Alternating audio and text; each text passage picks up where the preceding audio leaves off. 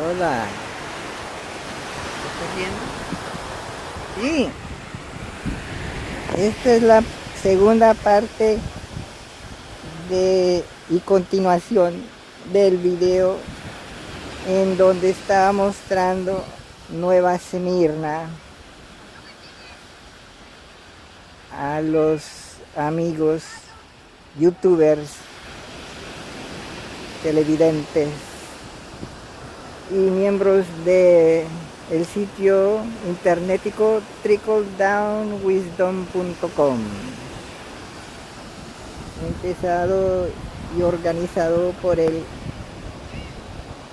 Luis del Pino y con la ayuda de el Francisco Shepherd en España. Saludes.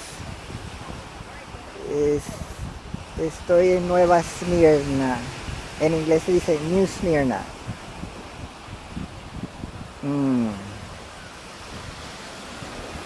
Where was I? I was saying that I came here to take a break, I guess. I live in Orlando area in Longwood.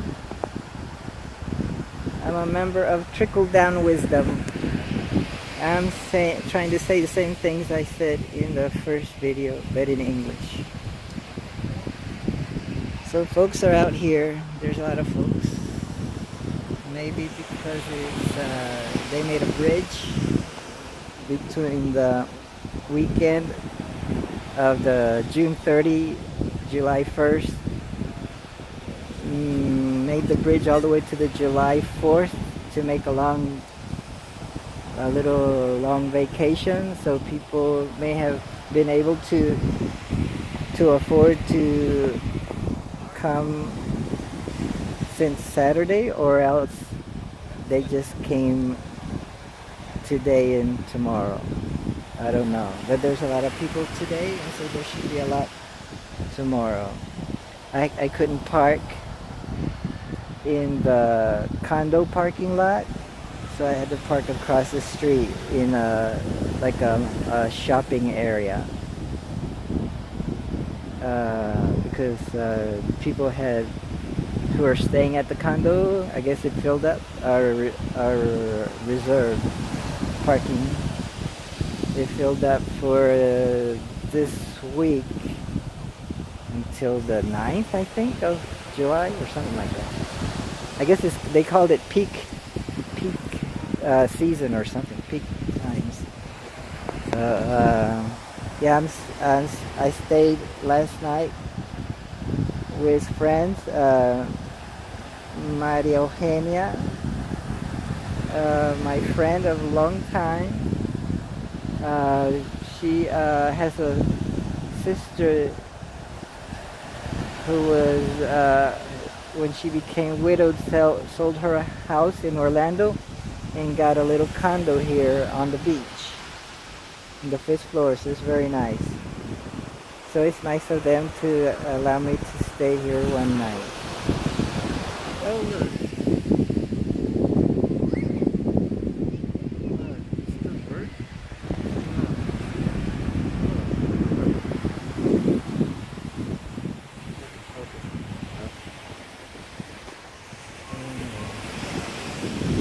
Okay, so, and I was saying that people are getting vitamin D and exercise and walking, so that's all good, and getting suntans, and as you can tell, I could use a little suntan or sunburn, which will happen probably, but I put some sunscreen on my shoulders. That will help. Okay, in my last video I went into the Bardo because of my sister died this past weekend. This is Tuesday, July 3rd, and she died Saturday, June 30th. and it was a nice, peaceful, pain-free death, I assume. And we're sad, but we're happy because she doesn't have to suffer anymore. It wasn't a good life to continue this way. So I was kind of surprised it happened that day. I was hoping she'd live a few more days, but it's okay that it happened that day. I'm glad. I was kind of hoping that she would die in these days because both her daughters are here. And then I went into talking about the bardo because when you die, I guess some people might say you dissolve into the universe, become one with all. Your consciousness goes to another dimension. There's heaven, hell, and things like that, purgatory. And so you could say that all these dimensions, even this dimension, is called a bardo in Tibetan, and which means between lives. And so we're in a bardo. The more often than not, we think of the bardo as after this life, where we're kind of dealing with finding the next body or next dimension to go to. So in that bardo, maybe you could think of it as a purgatory. I don't know, but we're holding off until we finally take rebirth in another form. It could be another human, like a baby, or it could be an animal, or it could be a hungry ghost, or it could be in the hell realms, and there's many hell realms. There's cold hells and hot fire hells, and there's hells where you get tortured, and you die and you come back to life and you get tortured again. And then how do you get out of a hell realm? I think I've heard say that if you have a sense of compassion for others around you during your torture in the hell realm, then that thought may help get you out of the hell realm. So generating some kind of compassion in the hell realm will help you get out sooner than a million years. I guess it takes a million years to burn off all your karma in the hell realm. And in the hell realm, you're there because I guess you could say you were egocentric, you were self-centered, or you were focused on yourself. And so when you're suffering in the hell realm, you're still focused in your suffering, and so you continue to suffer. But if you can focus in the suffering of others, then that helps you get out of the hell realm. But I think also just letting that karma burn off would help. But perhaps having compassion will help you get out sooner, I would think. I don't know. But as for karma, I was gonna say, but my phone died off, or it got hot, so it had to shut down. It hasn't shut down yet. It may shut down if it gets hot. But I was thinking that karma is technically the word comes from Sanskrit, which refers to action, any action. But I think it's more any action that one does, I would say, even thought. Yeah, actions of the body, speech, and mind.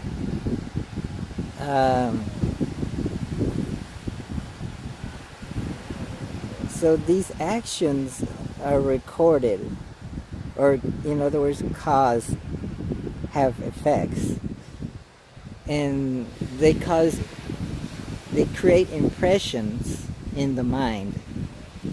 And so you can think of, therefore you can think of karma as not just what causes these impressions in the mind, which are memories. I guess when you retrieve a memory from your mind, then you're retrieving a karma. So the idea of purifying karma or burning off karma is likened to erasing memories. So how do you erase memories? You purify karma. I guess when you purify, you think of using water to wash off. So here's an analogy that I came up with just now. So there's a lot of action going on in this beach, as you can see. And you can think of these people as our thoughts. And they're causing the actions which cause impressions, and these impressions and impressions. And you could think of them as the karma in your mind. And so this beach is your mind. Beach is your mind. And all these impressions are caused by your thoughts, your actions, your speech. All these people are your thoughts and your actions. So these are all your mental impressions, your memories. You can recall a memory, then you're focusing on it. Then purify karma, which erases your memory. Purify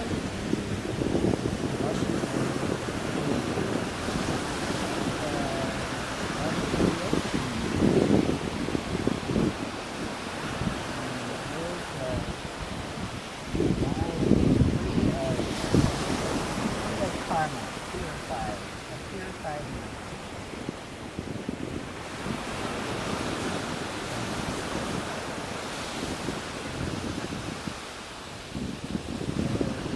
That's the analogy I came up with.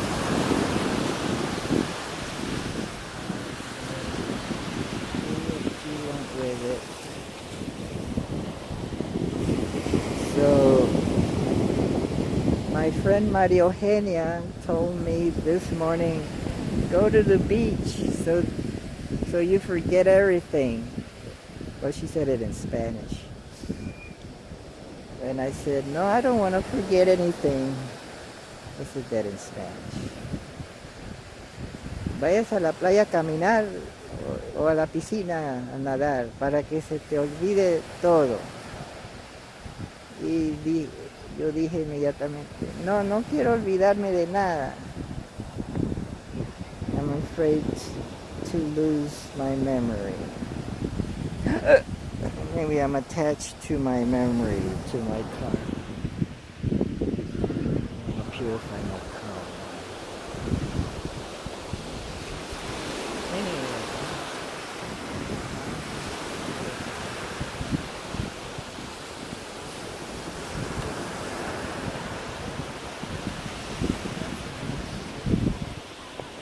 Maybe it's not really pure. I don't know. But here's a mind that's full of impurity. It's our lumpy and rough.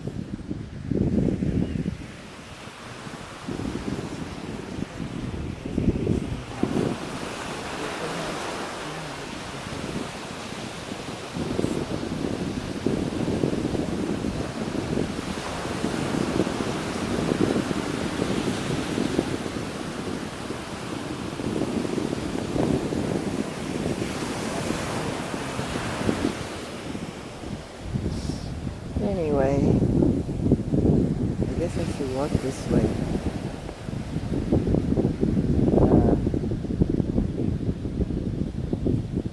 When I was reading a book, by Geshe Kelsang Gyatso this morning and last night because I just got it. Mm. So the Buddha, they they say in the Tibetan lineage of the yellow hats, who are very considered the sage, scholar, yogi master, tantric master, Lama Jason Kappa of the, I think he was from the 14th, 15th century.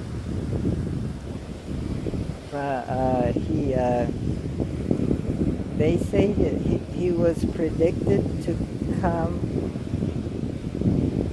by the Buddha. The Buddha said that he would appear in the land of the snows, and that he would be the synthesis of several different Buddhas. So he would be a super Buddha because I guess he combines the essence of Buddha of light, Avalokiteshvara, or compassion, or love, and the Buddha of power, tantric power, you could say, Vajrapani, and another Buddha, Manjushri, Buddha of wisdom. So he's a very powerful Buddha. So that the Tibetans of a certain tradition, lineage, consider him as wonderful or more so than the Buddha himself. So in Tibetan Buddhism, they don't follow the Pali canon. They have their own canon that I've heard it hasn't even been translated yet, that matches closely to the Pali canon, to the Tripitaka, to the three baskets. Maybe it's like 20% different. If they were to do a concordance or have both translations side by side, there would be probably a 20% difference, or in some missing text in one or the other. Who knows? I'm guessing, but I think they go by the name of one of them, or in the Tibetan canon, there's two. I think one of them has the canon, the sutras, and the other one has tantras and commentaries. I forgot what the name of it was. Tengyur. Another name. I could look it up, but not now. And so the Lama of a certain tradition, principally the yellow hat, is the Gelugpa. The Lama who started the Gelugpa tradition is Jason Kappa from 14th or so century.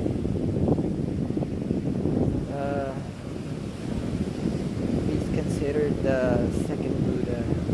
There's another one coming up, Maitreya, but his teachings have kind of been revealed, so he's kind of already here.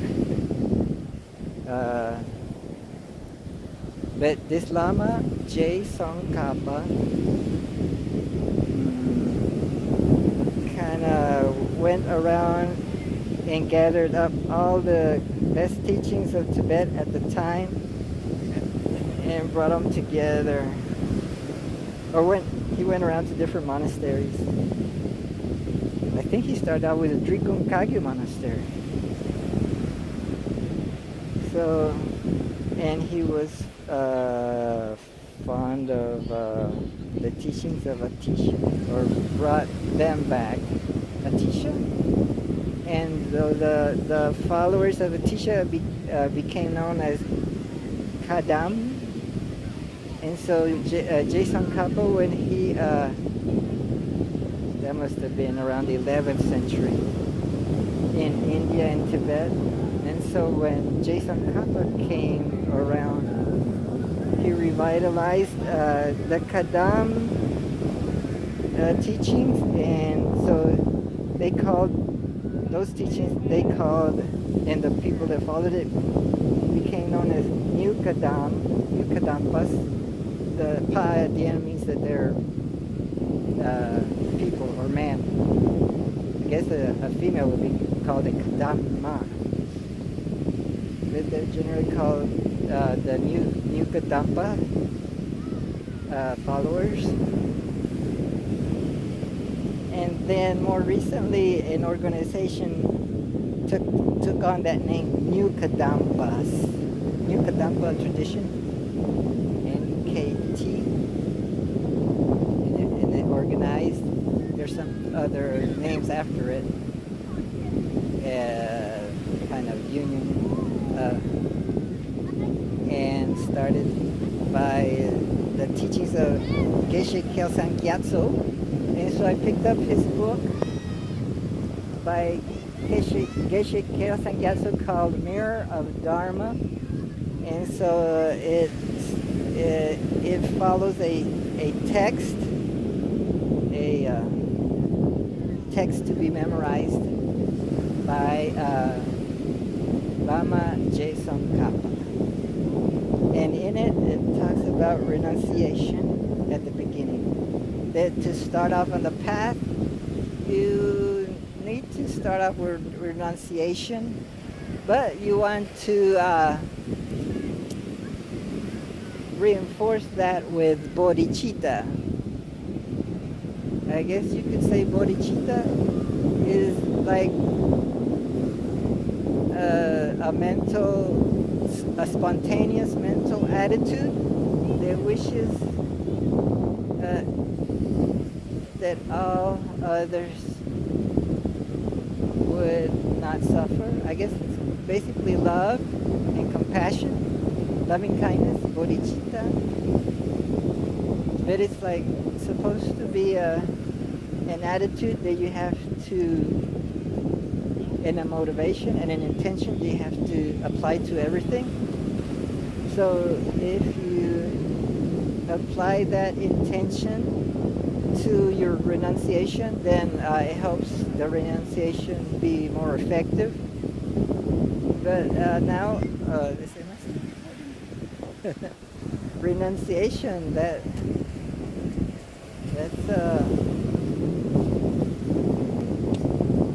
what is renunciation? Is it like giving up on things and becoming poor or something like that? It could be, but in this case,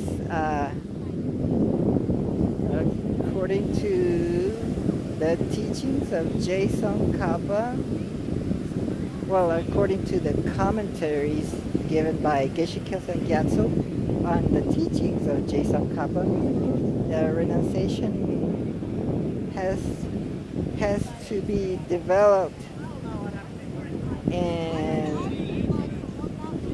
it's kind of a fear. Renunciation is kind of a fear of this world.